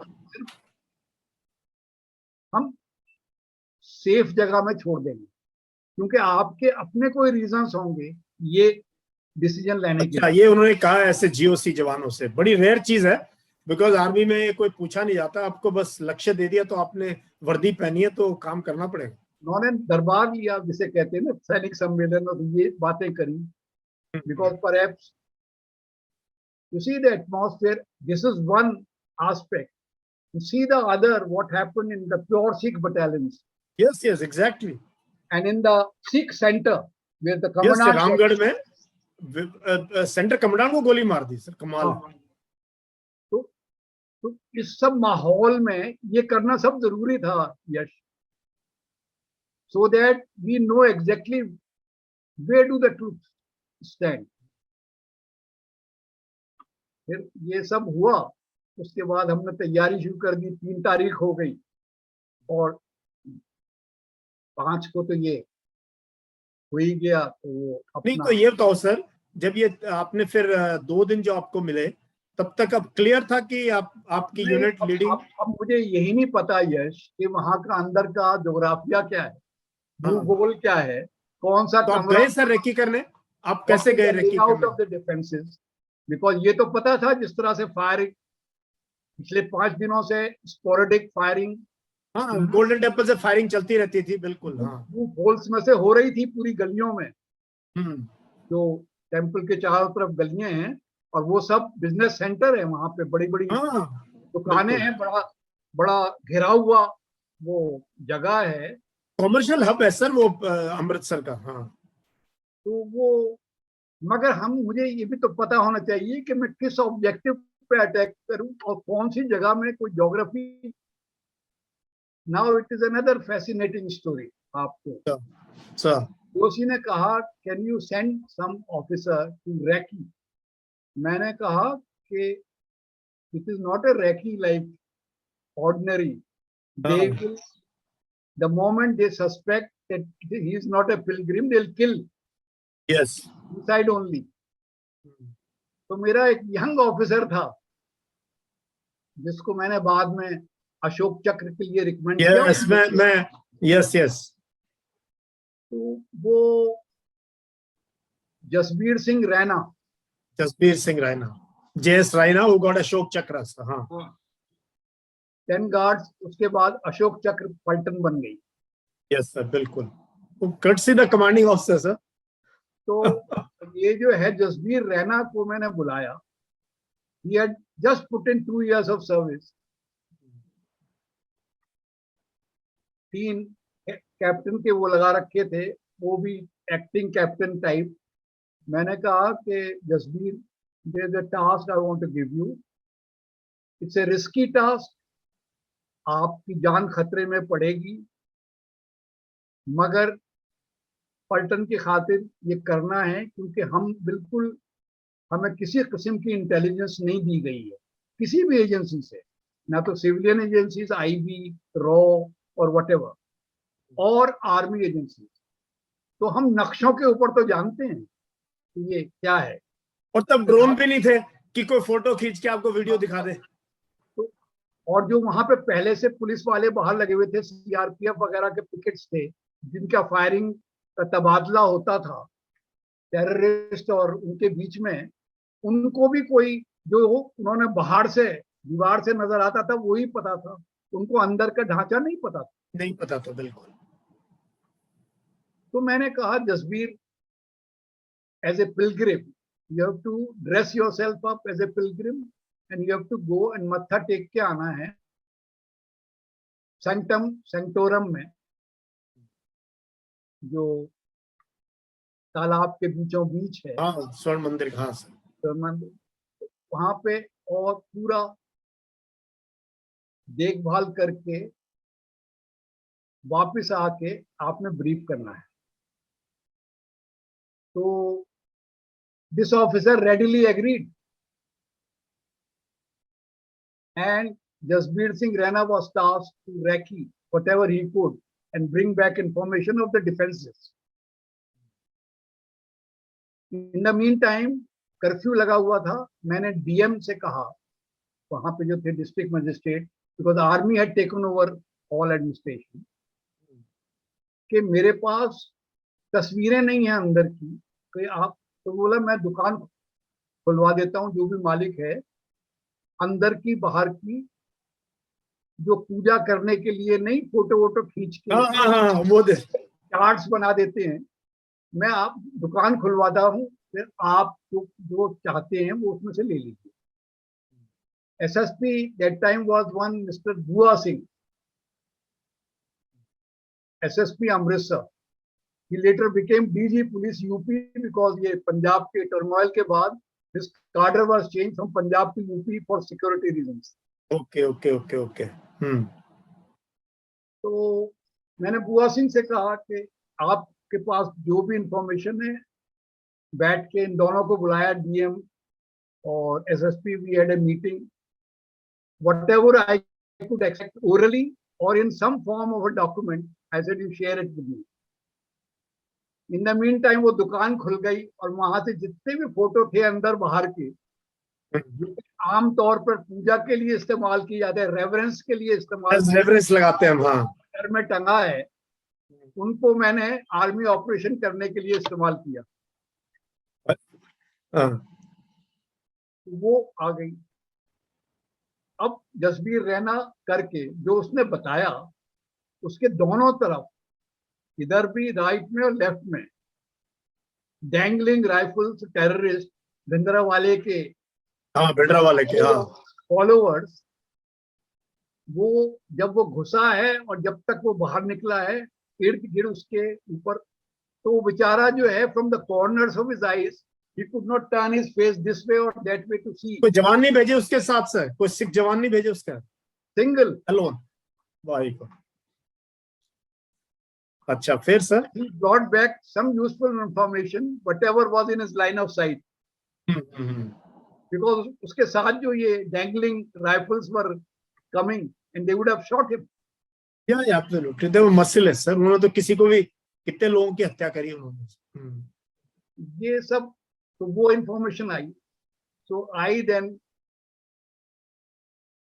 4 तारीख को आई, बैठ के मैंने अपना कोई ऑपरेशनल प्लान बताई, टास्किंग की, ऑर्डर्स दिए, alpha bravo charlie company, delta company क्या टास्क है और क्या ऑब्जेक्टिव है, और वो सब, and then reported back to the brigade commander and the GOC that we are ready. HR था रात को 9:30 बजे, ऑन 5th की रात को, 5 जून। अच्छा, ये तो सर, इससे पहले कि हम ऑपरेशन में जाएं, आप गोल्डन टेम्पल में गए थे, ये 4 और 5, 3 और 4, 5 को जो आपने रेकी किया, आपने कोई रिहर्सल करी? जवान तो पीस स्टेशन में है, मतलब उनका क्या मेंटल साइक था, कैसे आपने कुछ उनको? जो भी फोर्ट के अंदर हम अपने वेपन्स और एम्यूनिशन को बैटल वर्दी करने के अलावा और कोई ट्रेनिंग का ना तो जगह थी, ना टाइम था, ना कोई इंटेलिजेंस थी, और एकदम सीक्रेट भी था, ये ऑपरेशन लीक भी नहीं होना चाहिए कि आर्मी करने वाली है। बिकॉज अगर हम उसको लीक कर देते, जैसे मैंने आपको पहले बताया, सारे पंजाब की हालत, लोग जमा हो रहे हैं और attacking Amritsar, attacking the army, और घेराव कर लेते, तो आर्मी वुड हैव बीन घेराउड by the population of Punjab. बिल्कुल, it could have been very difficult. अच्छा sir, so we had to do it in a, I mean, we couldn't delay it by even 1 hour, and we couldn't share it with anybody, so it was kept a secret. I mean, 3-4 दिन पहले तो जो जिसने जाना है, जिसने करना है, उससे शेयर किया है, बाकी लोगों से GOC 15 div didn't know a thing. 15 div के सारे ऑप्स रूम उनका, हमने अपने चार्ट GOC 9 डिप ने लगा दिए, उसको अपना 9 डिप का ऑप्स रूम बना दिया, with another GOC sitting in another room.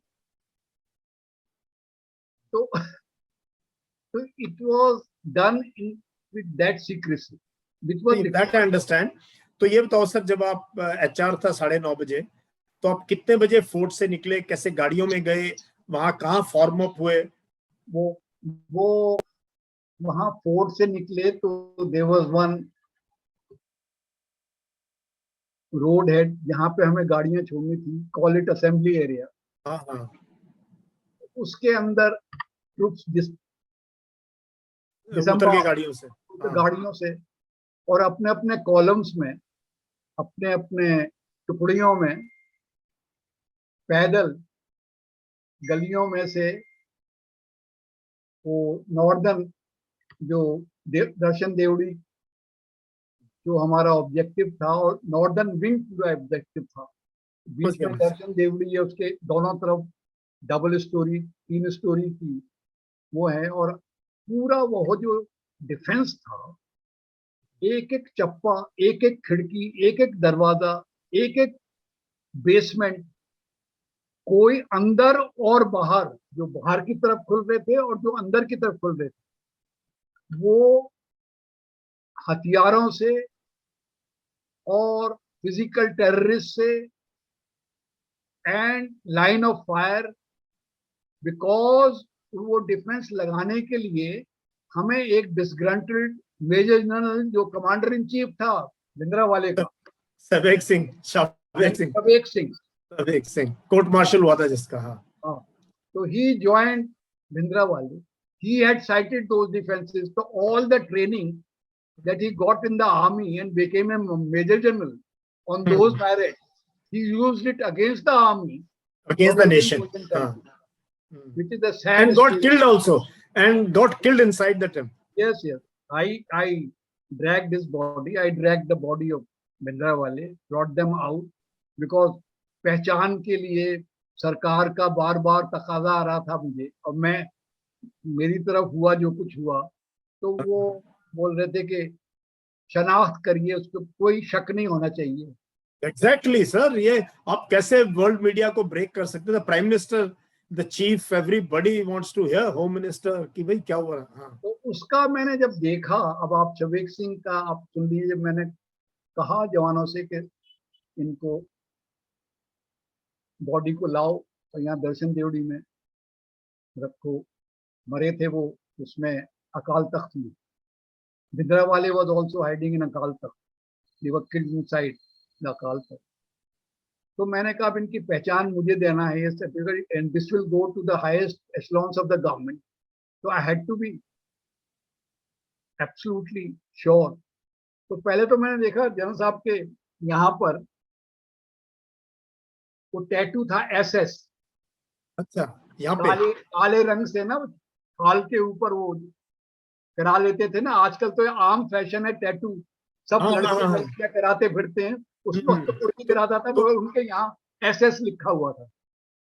फिर मैंने कहा इनका वॉलेट निकालिए, उनके बैक पॉकेट में वॉलेट था, वो निकला, उसमें उनकी मेजर जनरल सवेक सिंह यूनिफॉर्म की तस्वीर थी। Then I had called his real brother,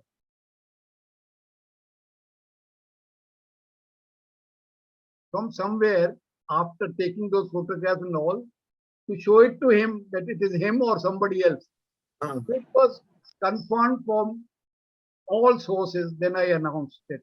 चलो, we'll not speak of Sehbag Singh sir. आप बताओ when the operation started sir. Let us take us through the कैसे गोल्डन टेम्पल कैसे गए, फायरिंग जब हो रही थी, क्या वेपन्स लेके गए आप, एंड हाउ डिफिकल्ट वाज, क्योंकि नीचे से फायर आ रहा था पूरा का पूरा, पैरों से नीचे। स्मॉल आर्म्स लेके गए थे, बिकॉज MMG और उनका कोई वहां पे इतने बिल्डिंग के अंदर with hardly any field of fire, we couldn't use those weapons, any other weapons. So we had taken जो इन्फेंट्री के अपने पर्सनल वेपन्स होते हैं, 7.6 mm SLR, कार्बाइन और पिस्टल, बस। ये एंड ग्रेनेड्स, हैंड ग्रेनेड तो जरूरी है क्योंकि अंदर लोग घुसे हुए हैं बंकर्स के अंदर।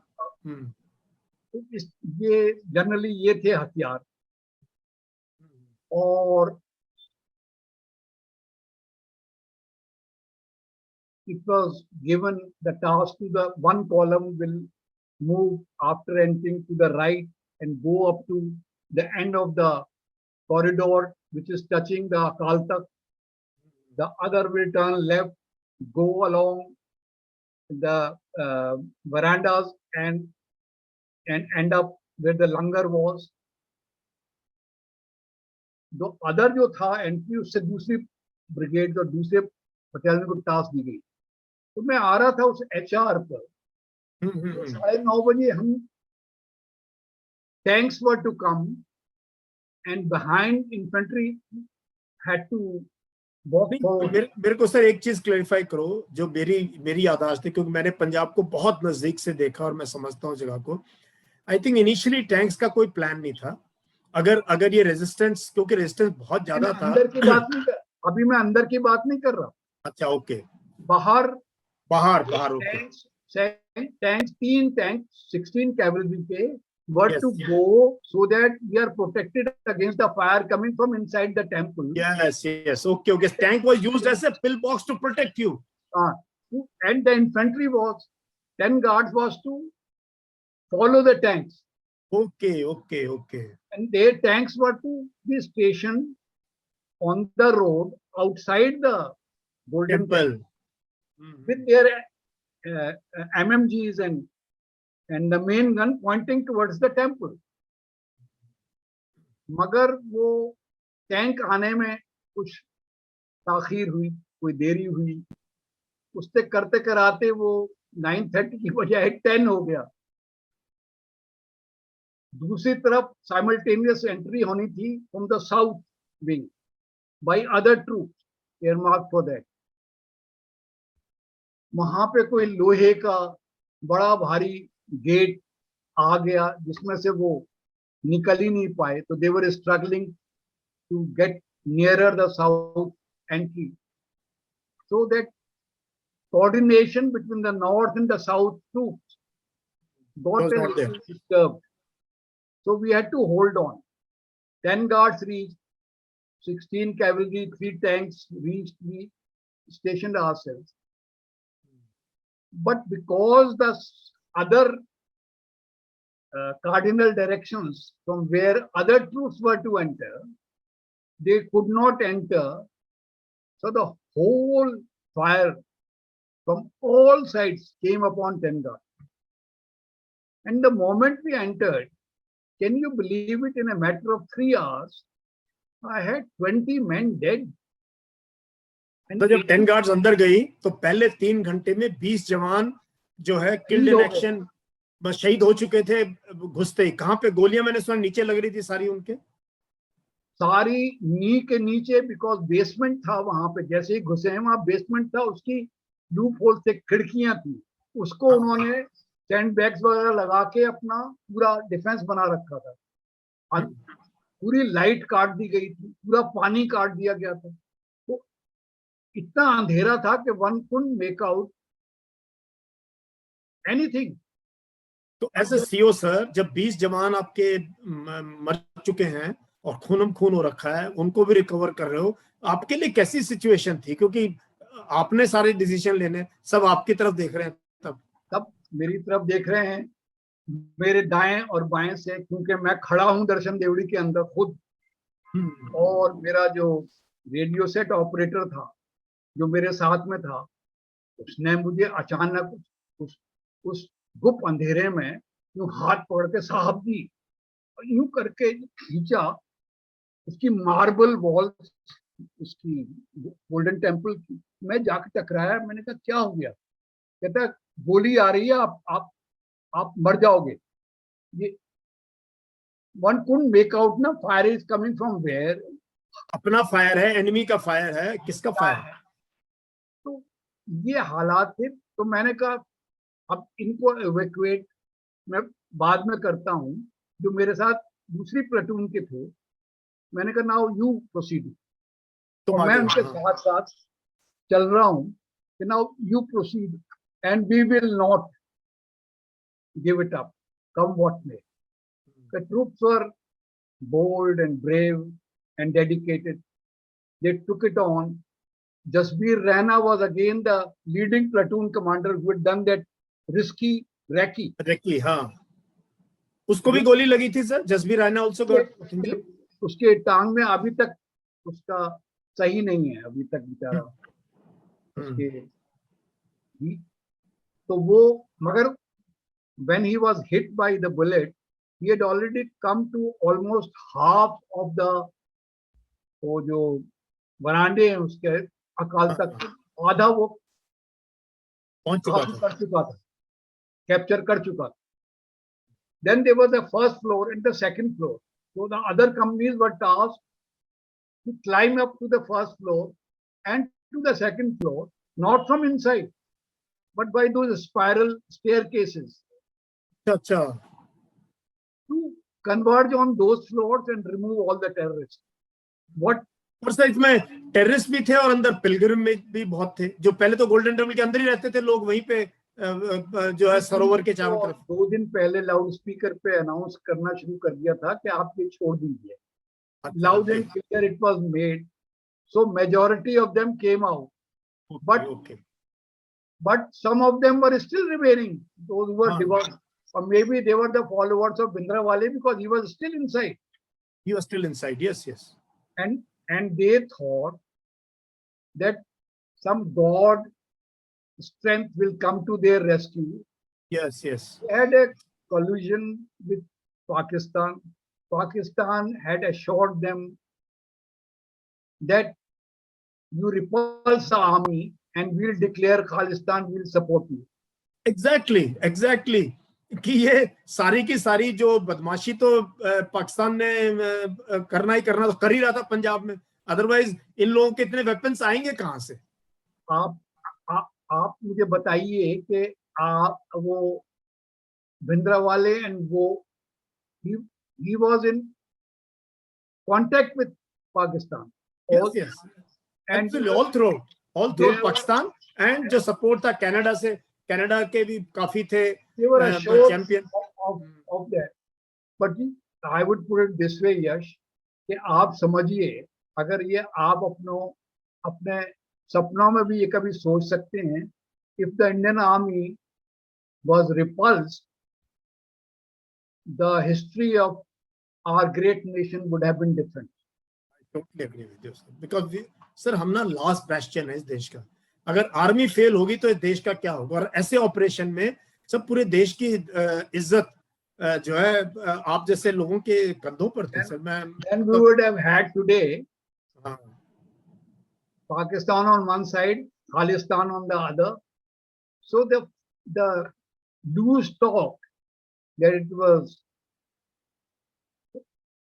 it hurt the sentiments and it should not have been done, has to be thought of logically and pragmatically, whether you wanted a country to be divided, with Pakistan recognizing it first of all.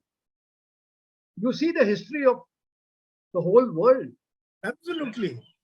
और sir हमने बड़ी मुश्किल से आजादी ली है इस देश ने, और ये मैं हमेशा कहता हूं सर अपने वीडियोस में, ये रहेगा तो हम रहेंगे sir.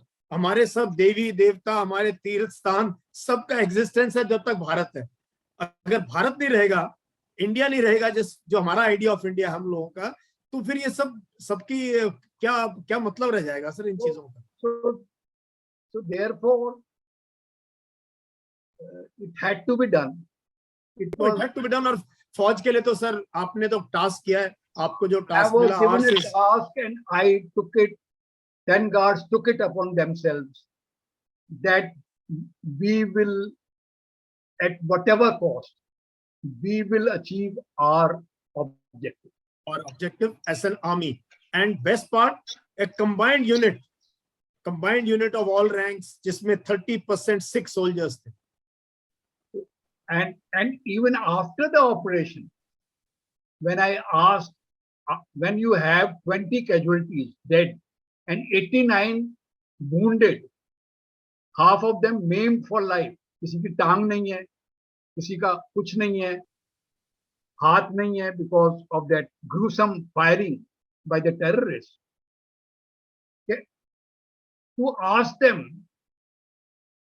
I asked them much later that if such a task was entrusted to them, again, what will we do? In one voice, they said, we'll do it again. This is greatness. This is really. और sir जो total आपके क्या, you lost 20 soldiers and 89 wounded? Yes. Overall. From one battalion. One battalion. Overall army ne how many soldiers did? And we have fought wars with Pakistan over 14 days of 1971 in my battalion, Chakargarh sector, where we conquered 20 odd kilometers of Pakistani territory, the total casualties were 4, out of which 3 were going on the minefield, not by enemy fire. तो पाकिस्तान की लड़ाई में आपके 4 सिपाही killed in action हुए, यहाँ 3 घंटे के अंदर। मेरी यूनिट 71 वॉर में थी sir, I think we lost just a couple of people, 2-3 ही लोग लड़ाई में मारे गए। तो मैं और कहता यहाँ पर पहले आप इसकी एक्सटेंट देखिए, आप सोचिए कि 20 जवानों ने कुर्बानी दी है। तो सिर्फ मैं अपने बटालियन की बात कर रहा हूँ, otherwise the army casualties, those who entered later, what I was trying to tell you, because they couldn't reach their objective from the other side, the whole of firing came on 10 guards. On 10 guards. Okay. The most for that 1.5 hours till other troops entered from other directions. तो ये कब जाके sir काबू में आया कि जब किस टाइम फैसला हुआ और आपको कितना सपोर्ट था सीनियर लीडरशिप का, टैंक्स कब गए और सुबह क्या रहा सर, ये मैंने जो मेरा ऑब्जेक्टिव था 12 साढ़े 12 बजे I reported to the GOC because he was pestering me on the radio set, Israr, what is this? So I had to tell the GOC, leave me alone. I'm in the midst of war. I have lost 20 already dead. I'm fighting the terrorists and I'm also evacuating my blood all over. So I'll give you the report when it is necessary. Please leave me alone. Because on radio set, if I remain only on radio set, communicating, आप फैसला क्या करोगे वहां पे? मैं troupe को कैसे lead करूंगा physically? So he understood. He said, okay.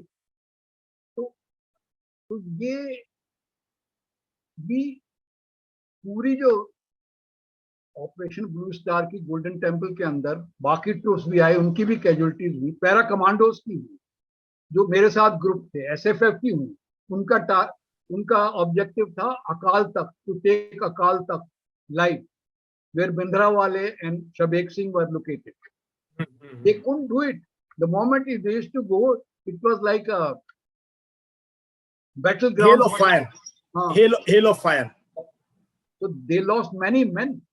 The total Indian army casualties were 100 dead. 100 dead in one night. My God. मुझे नहीं याद है, इवन कारगिल में हमने किसी एक दिन 100 नहीं, टोटल 519 लोग मरे सर कारगिल लड़ाई में 2.5 महीने में. और यहाँ एक रात में कुछ घंटों में we had 100 dead and about 300 odd wounded. 300 करीब मतलब जिंदगी भर के लिए जख्मी.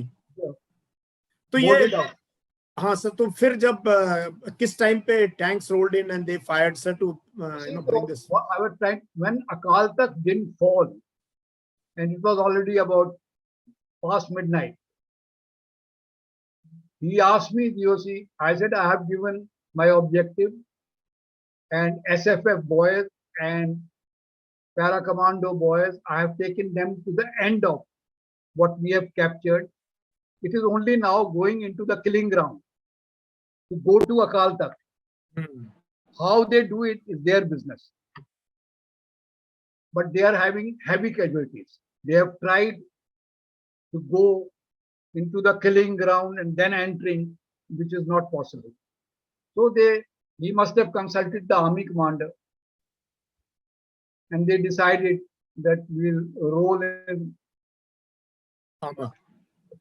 armor inside and the tank will go down the stairs and station the tank. And that's how tanks came in, because we couldn't achieve capturing Akal Tak. तो इतना heavily fortified था, LMGs लगाई हुई थी, MMGs लगाई हुई थी, उन्होंने बेस्ट पाकिस्तानी वेपन सिस्टम लगाए हुए थे. They had to fire the main gun of the tank on the dome of Akal Tak, which pierced a hole and the debris came. And these two terrorists, I have no hesitation to say that Bhindrawale was a terrorist and nothing else. Whether somebody agrees or not, the truth of the matter is.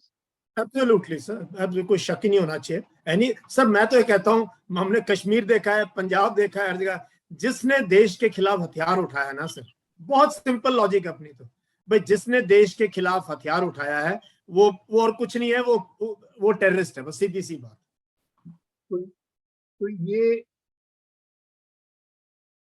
तो then it became morning and we were in control of the whole of Golden Temple, and therefore we did the mopping up because there were some terrorists still hiding. Yes, basement, ground floor, first floor, second floor, all kinds of rooms, all fortified. It was like a fortress. Like a fortress. So उनके कितने मरे sir? ऐसे ही उग्रवादी कितने मरे sir? हैं? कितने terrorist मारे गए इस ऑपरेशन में? कितने हथियार मिले? जैसे आइडिया दो, अगर कुछ आइडिया हो तो आपको।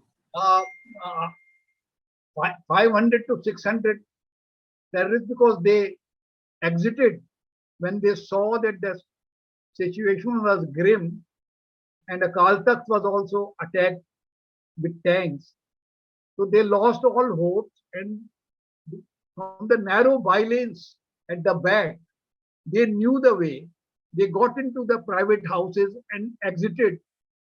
Oh. And most of them had run away alive. But those killed were in the region of 400-500 terrorists. Unfortunately, some pilgrims who did not find it wise to leave the area when they were warned 2 days before, to leave the area and come out, and nothing will be done to you, on loudspeakers by various means, and they still didn't come out. Though that was unfortunate. It was a collateral damage on them, and they also suffered casualties. And there was a grenade factory inside, where inside Golden Temple एक grenade बनाने की factory थी. In a room with all the lathes, machines, and handmade grenades were being made. और ये किसी को पता क्यों नहीं था ये सब हो रहा है? पुलिस की तो गार्ड हमेशा ही रहती है, इतनी तो खबर रखनी चाहिए हमारे को। यही तो अफसोस की बात है कि with no intelligence and things kept drifting. With all this, firing was already taking place from inside on the CRPF pickets till the army took over. All this went on, and we kept watching. It was already too late. तो पानी जो है sir से उतर रखा था, otherwise कोई भी ऐसा एक्शन नहीं लेने की जरूरत पड़ती। There is another thought. 3 years later, or 2.5 years later, again the terrorists made entry with weapons, some of them. Yes, sir. And that police officer, whatever his name was, Man or something. Simranjit Singh Man. He claimed that it could be done without attacking in the manner that the army did. Nobody understands that firstly there was no Bhindrawale when he attacked. Yes. Neutralized them. There was no Bhindrawale. Bhindrawale was a cult figure. He was a god. Yeah, he was a cult figure. He had caught the imagination of people by hook or crook. So there was no Bhindrawale, and there were no armed terrorists who fired at them. So it was a cakewalk. So there is no comparison. Actually, we should not even compare. हम तो सब military operation की बात कर रहे हैं. And क्या thunder क्या था वो, इसका नाम वो Black Thunder or whatever name. Operation Black Thunder, sir. There's no comparison. It is all loose talk. People who have not seen, who have not shed blood, who have not seen their comrade in arms, right, left, and center, falling to the terrorist bullets, will talk all loose things and misguide the nation. Absolutely. No, sir, anyone, आपने जो काम किया in the true traditions of the Indian Army, hats off to you, your soldiers. I'm grateful to 10. We are, as 10 guards, we are grateful that we could achieve it, and our name, our flag kept flying despite heavy casualties. Great, sir. And the battalion, after that, I commanded till December 85, was in fine battle, and I took them to Joshimath on the next. तो operation किया sir, वापस कब आए? ये तो morning का क्या scene था सर? वो भयानक सीन थोड़ा अगर आप डिस्क्राइब कर दो, जब सुबह भोर हुई सर 5:30-6 बजे. Bodies lying of own troops. I had evacuated within the night because I had already thought of it. At the outside the temple, at the end of the gully, which was a safe place, I had established a ADS. Now that I walk back, can you believe it?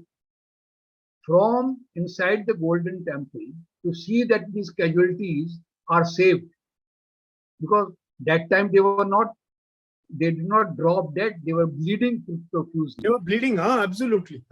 And it was pitch dark, one could not make out, including Jasbir Raina. So I told the company commander, I'll be away for 5 minutes, let me reach, see what is happening at the body ADS that we had formed at ambulances, because those are not my ambulances. I went there, and that AMC NCO tells me there were, those 6 casualties could go at a time. Stretcher, chair. Now this officer was involved. He said, "Sir, abhi 6 aane diye, tab jayenge." Maine kaha, like hell. I'm telling you, I'm ordering you. जो भी हैं ये जसबीर रैना और take them to MH. आप you take this ambulance. I'm ordering you. I had to be tough. I said, otherwise you will not see this morning. When I threatened them to tell, with the result, Jasbir is still alive, because he was taken to the MH, then he was transferred to the same morning, he was transferred to Jalandhar MH, which was a bigger hospital, and so on and so forth. So I saved my casualties because mobilization, good medical became a task by itself. तो as a CO, जबकि लड़ाई चल रही है अंदर, आप बाहर गए भाग के देखने के लिए कि फिर वापस आए. ये रात तो आपकी जिंदगी की सबसे लंबी रात रही होगी sir. It is when I look back, but I draw a lot of satisfaction that if there is a will and there is a, जैसे कहते हैं ना, दृढ़ निश्चय हो, और आपने ठान ली है कि इस पर हमने फतेह हासिल करनी है, तो कोई ऐसी ताकत नहीं है दुनिया में जो आपको रोक सके. Wonderful sir. मतलब आपका जज्बा, आप इतने साल के बाद भी, अब देखो उस बात को, क्या है, कितने 36-37 साल हो गए सर? अभी कितने साल हो गए? 84 आने वाली है. 38 years back. मैं आपको एक ऑडियो वीडियो भेजूंगा जो मुझे भेजा गया है कुछ दिन पहले, 1 महीना पहले. You will be shocked. There is a reward bounty on my head. I know sir. आपके ऊपर जो लोग इन्वॉल्व थे इस ऑपरेशन में, जन वैद्या lost his life. Audio video दूंगा, आप सुन के इतने डिस्टर्ब होंगे कि ऐसे लोग इस देश में अब भी हैं. और ये SFJ, Sikhs for Justice, they are calling me that I am responsible for genocide of Sikhs in Golden Temple, and they are fixing reward bounty on my head even today. And what happened lately, 15 days back, one should not take it lightly. because if we do, then a situation will develop like it developed in 1984. No no, मैं sir ये बात करने का एक मुद्दा ये भी था कि देखो हम इनको ना we can't push this issues under the carpet. देश में सबसे इम्पोर्टेंट है रिलीजियस हार्मनी सर. ये हमारा ताना बाना, हमारा जो सोशल फैब्रिक है इतना कमजोर है. अगर इसको सब खींचेंगे ना सर, ये चादर फट जाएगी तो ये मुल्क जो है ना आग लग सकती है. ये जो है हमारा जो है ना मॉरल्स, जिसे कहते हैं ना अखलाकियात, जिसे कहते हैं morality, that morality should speak for the country that you are living in.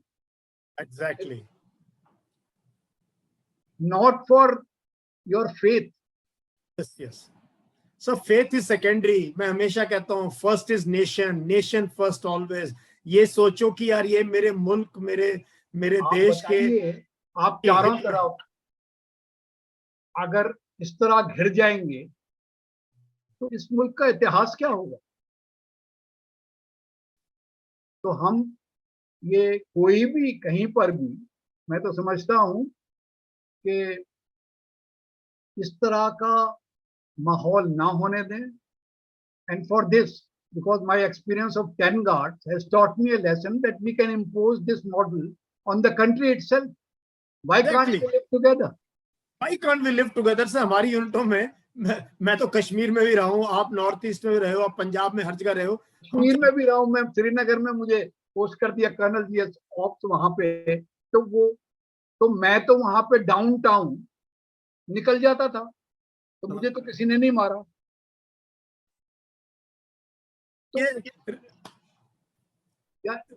you know, people must have implicit faith in your leadership. People should be unbiased and not get carried away by other factors. Exactly. And if you are honest to yourself, the best of troops are those who believe in God, because वो एक strength देता है हमें. God is omnipresent, sir, एक ओमकार है ना. इसमें जो है ना, इसको गलत नियत से ना देखना चाहिए, नहीं तो ये देश के लिए हानिकारक. बिल्कुल सर. और यही आज मैं आपसे बात करना चाहता था. You are a military leader with great, मतलब अभी भी आप इस एज में भी 38 साल पुरानी बात कर रहे हैं, ऐसे कमांडिंग ऑफिसर ऑफ 10 गार्ड्स.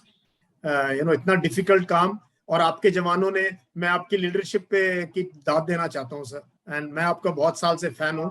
बहुत अच्छा लगा सर आपसे. I am grateful to everyone who supported me. तो thank you sir, you recounted those days. अगली बार बात करूंगा आपके ब्रिगेड कमांड के डेज में, और उसके बाद आफ्टर रिटायरमेंट सर आप गर्ल्स का स्कूल चला रहे हो खुर्जा में, है ना, लड़कियों को पढ़ा रहे हो.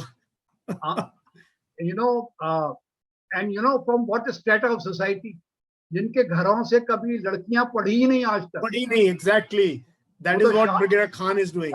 शादी कर देते हैं, बस शादी का मुद्दा है, और उनको कम उम्र में शादी करके और घर से भेज दो और उनकी जिम्मेवारी खत्म. पढ़ाई का कोई, तालीम का कोई हिसाब किताब. और उनको मैं, Napoleon said, you give me good mothers, I will give you a nation. It is true. तो मैं अच्छी माएँ पैदा कर रहा हूँ भारतवर्ष में, जो कि इस भारतवर्ष को उज्जवल बनाएंगे. तो बहुत खूब. और कभी ना कभी मैं भी आपके लड़कियों के स्कूल में आना चाहूंगा, उनसे बात करना चाहूंगा जब मौका मिलेगा.